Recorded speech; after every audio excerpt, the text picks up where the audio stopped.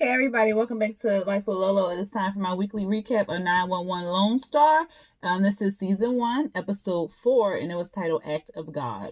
So it didn't really pick up where it left off last week, which I thought it was, but it didn't. So it did start off with a 911 call. A family, they were watching TV, a dad and his 2 kids, they were watching TV or whatever, some kung fu movie.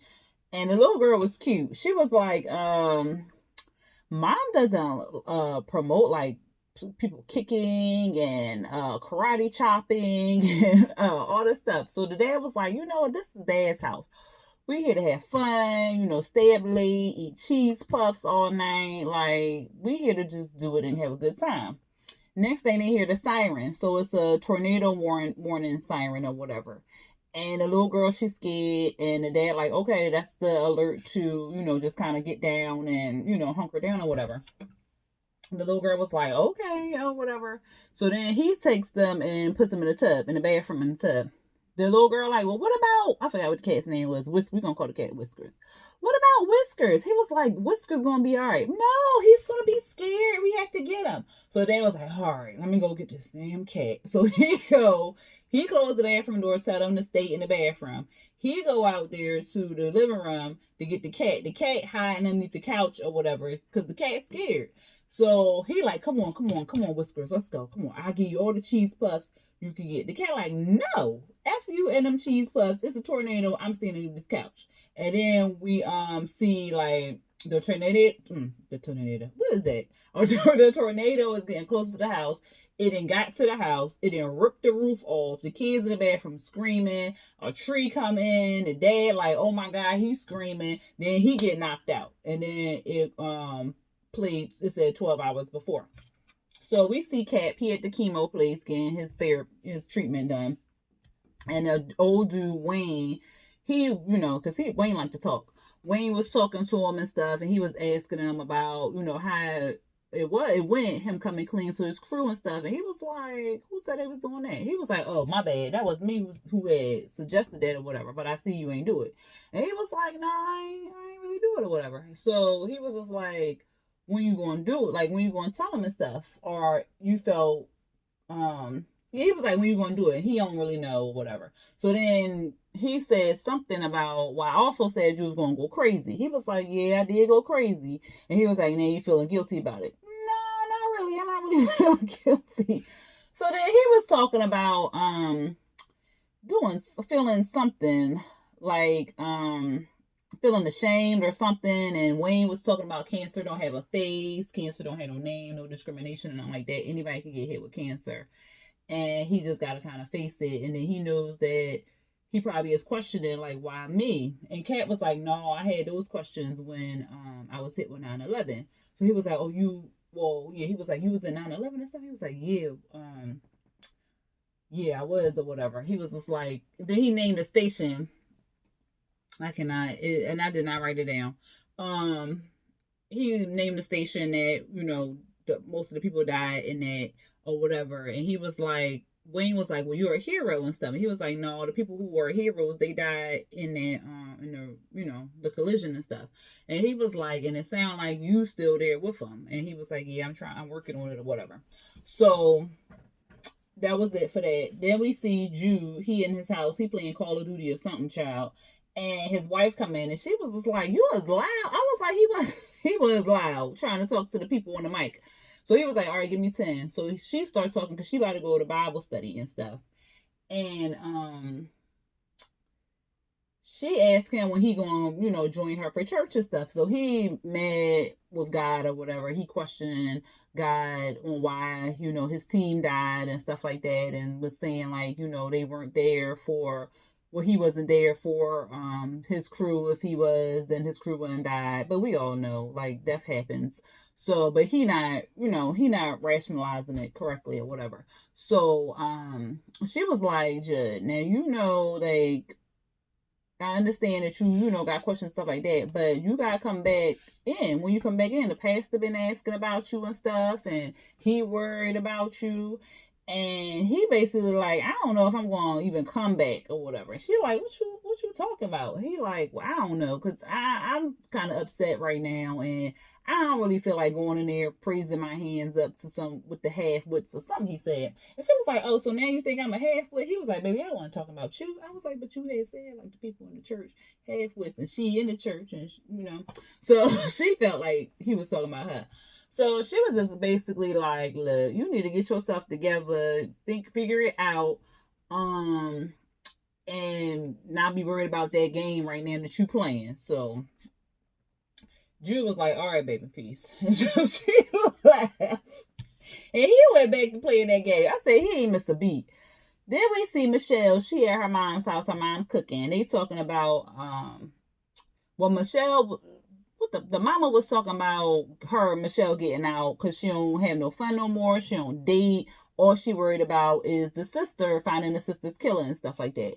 And because she asked the mom, could she go in the backyard in the shed to go through the sister's stuff? And the mom like, why you want to do that? And so then Michelle went to tell her what Dustin told her, like she was last seen in a blue pickup truck with some new people that they ain't even know. So she think it might be some evidence of who the people are in the shed and stuff. She was like, girl, you need to get out. You need to date and stuff. Like, you can't keep doing this. And she was just like, all right, mom, okay.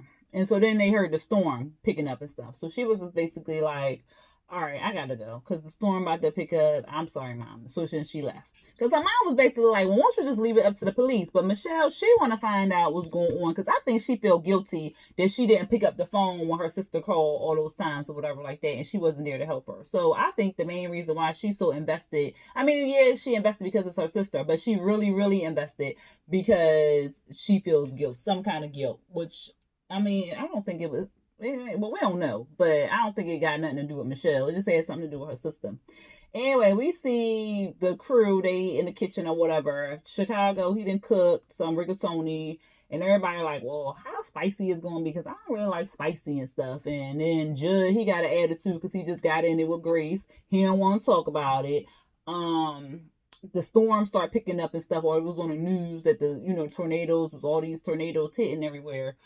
Then they sent Proby out to go take down the flag because they was like, we don't raise colors in the storm. And he like, well, I got to go out there. And they like, because you Proby, so go on out there and remove the flag. Cap, he in the bathroom throwing up. He come out, he bump into Michelle. He looked a mess. Like, he looked like he's about to collapse or whatever. She talking about he looked pale. No, he looked red, like he was bruised up and stuff. He looked a mess. He gonna take it off of him and was like, oh, was something under your eye? So she was like, oh, it's, something must have got my eye. She probably was crying over her sister. He go in, he sit down. They like, oh, you want to eat, Cap? He was like, no, I ate a burger or something. He making up some lie. So they like, well, where you get a burger from? I ain't seen you had no burger in a while. So he trying to get his story together. He can't even get it together all the way. Judd had to jump in, save his ass. Because he like, oh, yeah, on such and such street, that burger place with the veggie burgers. Yeah, yup. It was good. I got all the works on it and stuff. So I was just like, I hope it is a veggie burger place. Because they going to want to go. But he ain't tell him what was going on. Next we hear Proby screaming, help, help, help. They go outside, child. The ladder he was standing on and flipped over, and he just hanging on to the damn flag. I said, what in the world? So they save him. They like, this is the first time we had to save a firefighter at the firehouse. They save him, and then they look up, and it's like a tornado here, a tornado there. Like, it's a whole bunch of cyclones. I was just like, oh my God, child, a mess. So they like, well, what we supposed to do, Judd? You the expert on the tornadoes and stuff. And he was like, we got to get inside because we got to save ourselves before we can save anybody else. So they get inside. And I think Cap Judd already know, but Cap going to tell the crew and he going to get sick, and then Judd going to take Captain's spot. I got a feeling because he like second in command pretty much. Anyway, we see the lady that we saw from last week. She was driving. She an Uber driver. Last week, we didn't know nobody was in the car with her. But it was two people in the back. They was getting hot and heavy. I was like, damn, y'all need a room? They back there about to get Bow Chicky Wow Wow back there. She like, well, y'all need some breath mint? Or something. Y'all need a little mint or whatever. She finally dropped them off. She trying to get them her car because she knit or something, child. And they like, lady, bye. It is, first of all, it's pouring down raining. I wouldn't have took no job share ride. I wouldn't have been picking nobody up because that rain was pouring down. Okay. But she started driving. She looked up. I thought it was a tree last week. It was a whole tornado, child. The tornado coming at her. She make a U-turn. I'm thinking she was about to go down the alley or something. No, she made a U-turn and was trying to outdrive the tornado. I was like, ma'am, really? You was going to outrun the tornado? Ma'am. So at any rate, she ain't win. The tornado sucked her up. And next thing we know, we get a 911 call. She like, I'm on Fort Brazo or something. I ran into the tornado or something. They was like, where you at? You still there? She was like, I don't think I am. They get there. She the damn car trapped between two buildings. So her car just dangling in the middle. I said, oh my God. They get the crew up there. They like, well, how the hell are we supposed to get here? We can't get the truck down this small alley. How we gonna get her out? They was like, well, we not gonna climb up there. We gonna come down. So they went up to like the roof. They was gonna use a crane or something. But the crane was stuck in traffic or some nonsense. So they couldn't use the crane. Then they had to, so it was Chicago, Proby, and Miami. Or is it Majon? Majon was up there. They strapping up or whatever. And Majon was like, well, I think I should go because I'm the lightest. And they was like, oh, really? Now you want to do some work? Oh, is it because the news people here? She like, I mean, if I get on the camera, I get on the camera. So she get down there. She get in the car. She trying to calm Nancy down because, of course, Nancy freaking beep out. She trying to calm her down. What happened? Well, they was, because Proby and Chicago was supposed to pull her up. She was supposed to strap Nancy up and pull her out. But her rope kept getting caught. I said, girl, you in these ropes. First, last week, your rope popped and you go sinking into the damn corn. Now this week, your rope stuck. I said, oh my God. So Cap, she was telling Cap her rope was stuck. He was like, you gotta cut it. You see the cushion, the safety cushion down there. You gonna have to, you know what you're going to do. She was like, oh my God. So she was like, Nancy, I need you to hug yourself real tight. Don't let go, whatever. He said, now she broke the glass. Nancy go flying onto the cushion. Ooh, praise God. Then Proby cut her stuff, and then she jumped down there, and then they just made it out. Like she didn't get off the cushion. They just pushed her in the cushion out to the side because the car fell down. But everybody was safe. Ain't nobody dying, nothing like that. And then after all that, the newscasters ain't pick up nothing. She was like, how y'all missed it? Really? Y'all been out here since the beginning and y'all missed it. She was mad. But I was like, that's what you get. Always trying to get on the damn camera. Anyway, we see the 911 office. The boss, he's like, look, there's all these fatalities, all these traffic jams, this going on. Y'all gonna have to reroute them this way, whatever. So he giving them like a rundown. Grace goes sit back down, child. She got 132 calls in the queue. She get a call from this girl. She like, I need help. My boyfriend is stuck in the gun case or whatever. And she was like, serves him right, because when he heard the tornado was coming, he want to go in this gun case and just leave me behind. He was like, babe, I'm sorry, babe, I'm gonna die in here. Whatever. She like, just be quiet. That's what you get. So Grace like, well, what's the combo? You don't know the combo? She was like, I don't know the combo. It's not. She was like, well, how is his gun safe and he don't know the combo to the gun safe? She like, well, it's really not his gun safe. It's his mama and daddy gun safe. And they out in town. They took all the guns out because they on a hunting trip. We can't get in touch with them. So Grace was like, all right, did you try 1 2 3 4 0 0 0? She was like, I tried all that. She was like, all right, try some birthdays. She tried Kayla's birthday. It ain't open up. She like, all right, try the mama and daddy birthday. He like, I don't know my mama birthday. You don't know your mama birthday, Caleb? Come on now. So they fussing at Caleb. They put the birth. So Grace somehow looked up the birth dates and stuff, and she gave it to the girl. She put it in there. It ain't open up. She was like, oh my God, I really think he's about to die in here because he really sound like he about to lose his breath or whatever. She go into the So then Grace was like, all right, start looking around. Where you at in the office? Look on the sticky pad, see if they put some notes or something with the gun safe. So she looking. She like, I don't see nothing. All I see is all these footballs, these signed footballs, and this jerseys. She was like, all right, who signed the football? So then she tell her Vince shout out, I don't remember, Vince somebody.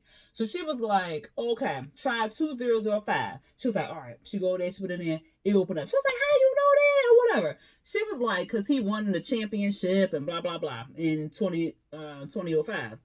So she was like, oh my God, thank you. Then she was like, girl, you need to get you a new boyfriend. She was like, oh yeah, you're right. I was cracking up. So then we get another 911 call. It's the call that we saw when it first came on. It's the dad. He out there with the cat and all the neighborhood and stuff like that. He like, my 2 kids are stuck in there. I went back to get the cat and stuff. So at first he was going off because Jed was like, all right, well, step back. No, leave me alone. She was like, come on, man. Don't put your hands on me. So Cat was like, calm down. I would have did the same thing. Just tell us, what's going on. So he was like, I put the kids in the tub because that's what you're supposed to do. And then I ran and got the cat. Why am I out here with the cat and they still stuck in there? So he was like, all right, calm down. We're going to find out what's going on. Get some listening devices. Cat was telling everybody what to get. And then he was like, and keep your poker face on. Because he was concerned because they ain't hear no noise or nothing. So he ain't know if the kids are still alive. So then they get a mic and stuff and they slip it in the house. They get the headphones. TK tell everybody to be quiet so they can hear, the dad call out for the kids. At first you don't hear nothing. I'm like, oh my God, not these children. So then he yell out again. Then you hear like this little whispering and crying and stuff. He was like, oh my God, that's my kids and stuff. So they start getting stuff together, getting everything to open up and get in there. So the house was unstable because it was collapsed. It barely was a house up there. Like the roof was it looked like it was like a 1-story and it probably was like a 2-story, 3-story house or something like that. But it looked like it was like a 1-story because the roof was all the way down flat and like it was a basement pretty much. So they couldn't really get in there. Cat was like, look, because every time they move something, he was like, it's going, not Cat, Chicago was like, it's going to be a second collision if we move something else. Cat was like, all right, I'm going in. TK like, you can't go in there, you the captain. He's talking about, exactly. I said, now, Cap, you can't go in there. You got lung cancer, and then your lungs going to be filled with all this dust. But he was just like, be quiet, I'm the captain. I'm going in here. So he went in there. He crawling in there, whatever. He, TK worried because something, he was like, it's taking too long. They was like, look, your dad know what he doing. Chill out. So TK ain't running there, praise God. He go in there. He goes to the bathroom. He found the kids. The kids underneath the tub, so they was good. They was safe and stuff like that.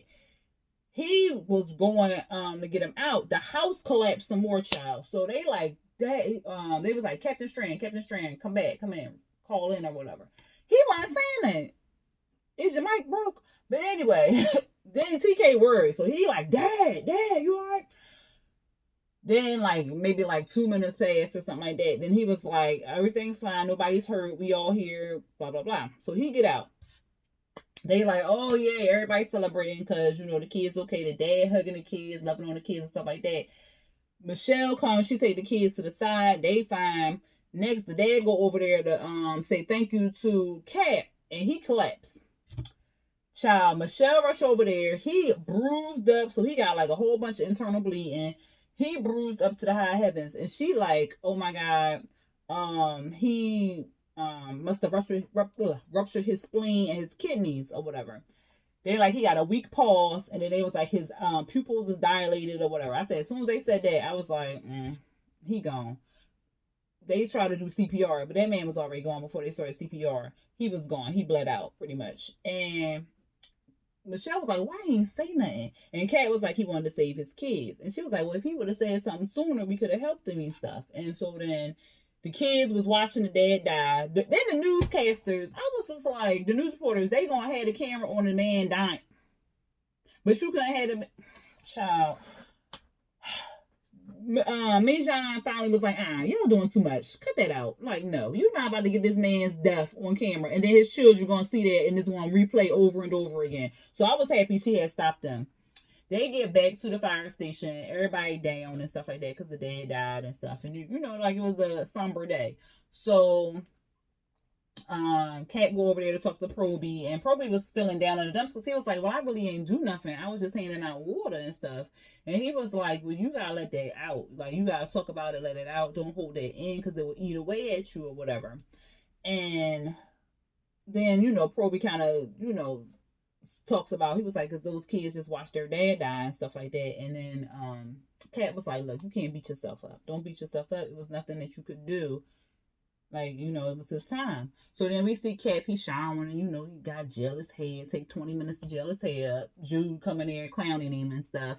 And then he basically like, yo, you ain't eat dinner because I know you ain't trying to watch your figure or something like that. So why you ain't eat dinner? He was like, no, it was the chemo. He was like, well, when you gonna say something to TK? Like, tell your son, like, when you gonna say something? He was like, I'm gonna tell him, I'm gonna let him know. And Judd was like, well, look, the truth come out, so you gotta tell him. So TK come out his office and he was like, well, Dad, we can go get that veggie burger or whatever. And he was like, no, because first, before he saw TK, he was telling Jay he was going to tell him.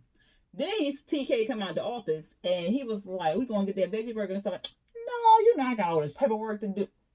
I said, Kat, really, that'd have been a perfect time to tell him or whatever. But he didn't. And Jed was like, really? That went well. Like, really? Because he was looking at him the same way I was. Like, what did you want to tell this boy? So we see Michelle and her crew. They stocking a bus, and Michelle was thanking them and stuff. And they was like, what, you thanking us or whatever? Because she was like, I don't say this often. And they was like, you don't say it at all. Basically calling her out. So she was like, well, maybe I won't say it. But she was joking. Her mom called and she sounded all frantic and stuff. Michelle like, all right, I'm out. I got to go. Y'all okay? They was like, yeah, we going to go. She goes speeding over there to the mama house. The mama on the couch talking about everything else around the shed got knocked over and blown over and stuff like that. But the shed's still standing. That must be a sign that something is in there that we need to find out. So they go out there to look in the shed. Then we see Grace, she in church, she praying and stuff. The church then got messed up. So Judd, he then came there to give her a latte and stuff. So he was just like, he's still having, doubts and stuff. But he saw a lot of miracles and a lot of stuff that he can't really explain. So he don't know where, God fit in all that. But, he gonna give it a chance. And he said he was gonna go to Sunday service with her and stuff. And he stayed there to clean up. So then we see TK. He at the door waiting for Kat. He like, yeah, I got some questions. He found the anti-nausea medication in his drawer, in the Kat's drawer, because he said he was looking for some gum, but he found the anti-nausea medicine. He said he looked it up, and it's for people who taking chemo. He was like, you got lung cancer, don't you? He was like, yeah. He said, when was you going to tell me? He was like, well, I was waiting for the right. No, you wasn't going to tell me because you thought I was weak and then I was going to relapse and all this other stuff. And Kat was like, no, it ain't got nothing to do with you. It got to do with me because I'm weak. And I ain't want to look in your face and see the grief and the hurt and stuff. And then I would know that it was real. So he was basically saying, so TK was like, well, do you see any grief in my face now? And he was like, no. He was like, because we going to fight this. We going to win. You going to kick cancer ass and we going to rise to the top. So they hugged. That was a good moment. So then Michelle and her mama in the backyard. Michelle mama telling her she need to get some yoga and get laid. Michelle like, all right, so Michelle and her mama, they in the backyard. I know I done said this already, but I was interrupted. Sorry, y'all. So that scene's gonna be repeated because I ain't editing this. But anyway, right. Michelle and her mama, they in the backyard and they looking for through photo albums and stuff like that. Michelle mama is telling her that she need to do some yoga. She was like, because yoga was good on my knees, girl. And then she telling her that she need to date and get laid. Michelle like, just because I wasn't dating don't mean I ain't get laid. So I was like, I know that's right. But anyway, they looking through the photo albums and stuff like that. And then the mom found a picture of Iris. And she was sitting on the back of a blue pickup truck with a whole crowd of people. And that's where it kind of ended. So we're going to see next week what they find out. I hope they get to the bottom of this. And then guess what, y'all? The original 911 is coming back on March 16th, I think. Is sometime in March. So I will be doing those reviews too. But I'm excited. We got 2 911 shows. Hey. But anyway, y'all, tell me what y'all thought about this episode. and tell me what y'all thought about this review. Hit that like button, comment down below, and if you are not subscribed to my channel, please hit that subscribe button and hit the notification bell so you can be notified for when I drop new videos. And I think that's it. So until next time, y'all.